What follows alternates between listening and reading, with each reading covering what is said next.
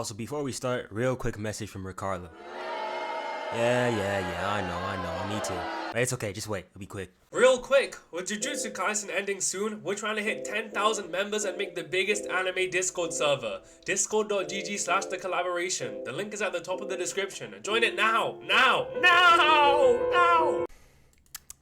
Alright, let's get it. So this chapter starts off with Sukuna talking to Megumi's soul, and he's over here instigating like crazy, asking Megumi about how he can even possibly go on. He got his body hijacked, cooked his own sister, and turned each and every hand reaching out to him.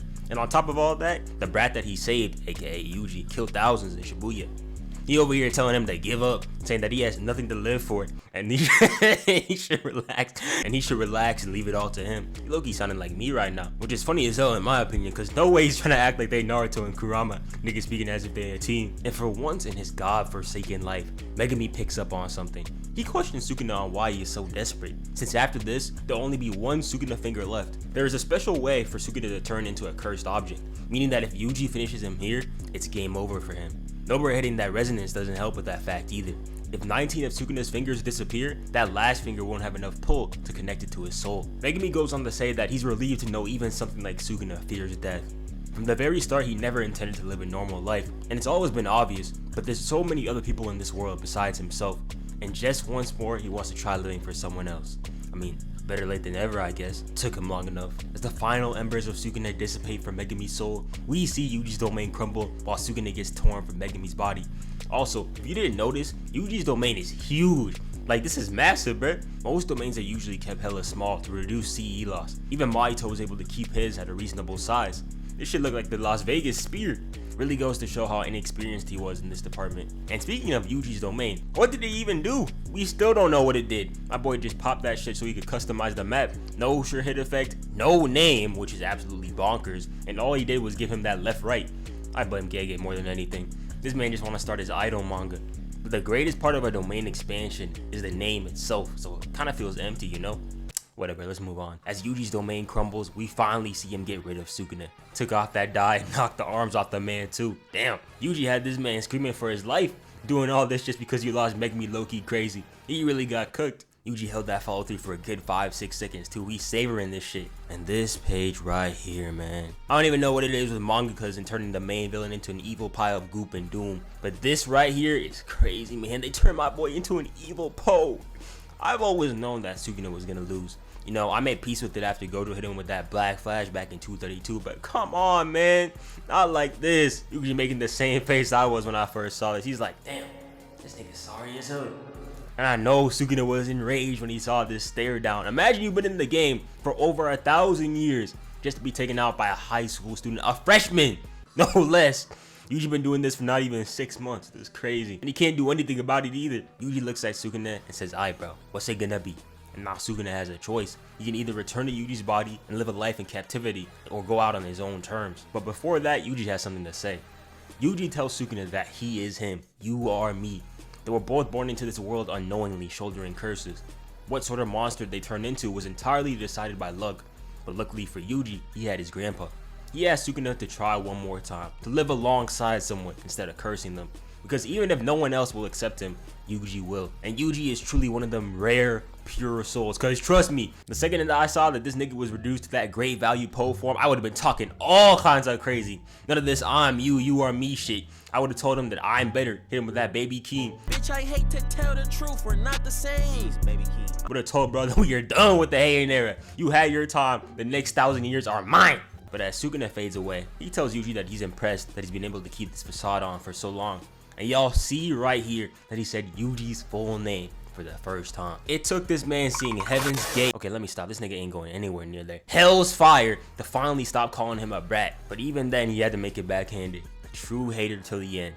As the final embers finally start to dim, he tells Yuji not to underestimate him, because I am a curse. Yeah, alright bro, pack it up. You're not William Afton, you ain't coming back. But yeah, this really is the end for Sukuna. They're already making him those funeral posters on Twitter.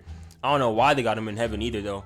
That nigga is anywhere but. Him and King Von are currently going body for body right now down there, flexing their hits, saying murdered by Yuji Itadori. Like that man didn't just do an act of justice. One of Satan's greatest soldiers, and they talking about some rest in peace. Hell nah. Got a special place in the Fiery Kingdom, right next to Lil 88. greatest terrorist since Osama in 2011. Anyway, as we always do, let's take a moment of silence for this very sad death.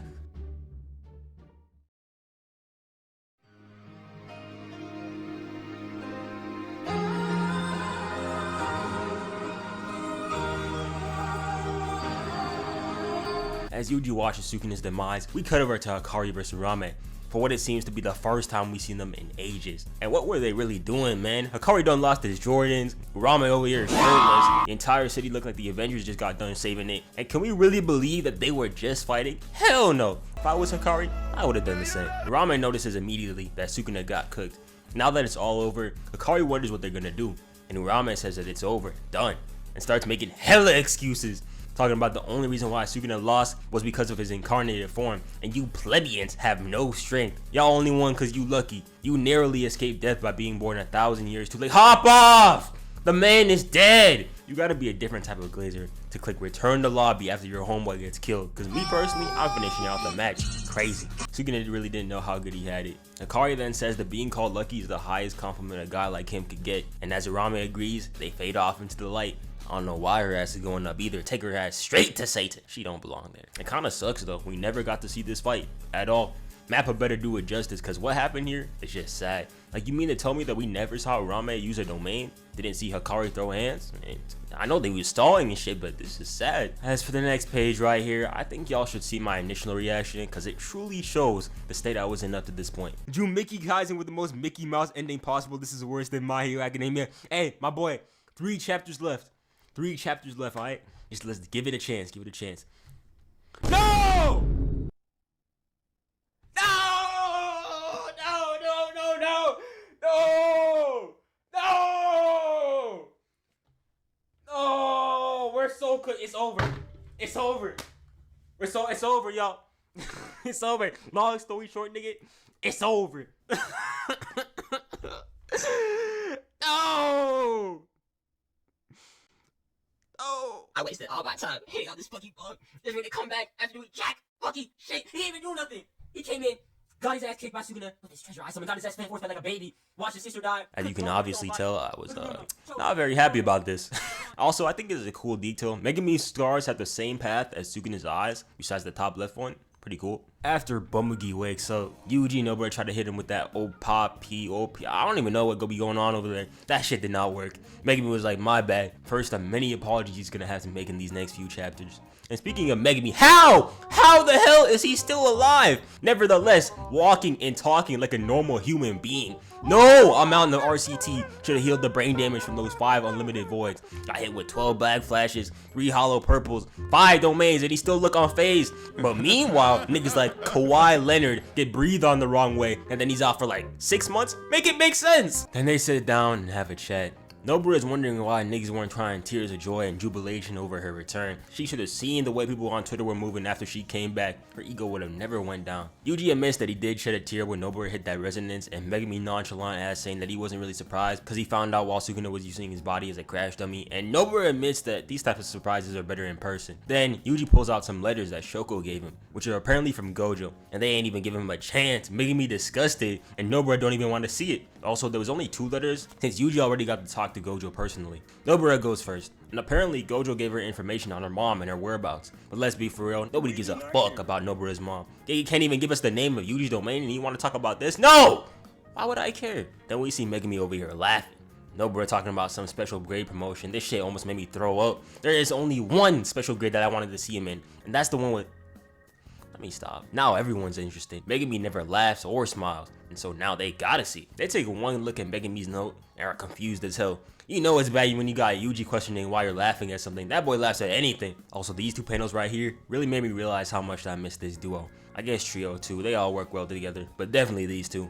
Then we cut over to Megumi smiling, happy as can be, talking about some it's all good. No, nigga, it's not good. Everyone is dead. You killed them! As we see the message Gojo gave Megumi was apologizing for offing his father, which is kind of funny, I'm gonna be real, especially with the little Gojo drawing. Kind of a shame though, he'll never know that he actually met and fought his dad.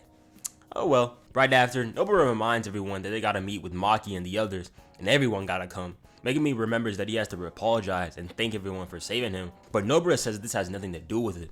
That boy confused as hell. But Yuji says this is about Yuta and they need to save him. As we cut over to the next page and hear someone yelling at him. And this is the first time I've agreed with Megumi in ages. Cause is this what saving someone sounds like? I don't even know why, but seeing Broom Girl over here just pissed me off. What are you so stressed for, my girl? You ain't even doing nothing. Panda gets a pass cause that nigga's just a panda. Unless your name is Poe, you're not really doing much in that department. But you just trash, man. Kyoto students can't be serious. As for my thoughts on this chapter, I honestly thought this chapter was the worst of all time when it first came out, initial reactions and such, but now I think it's closer to a 7 out of 10.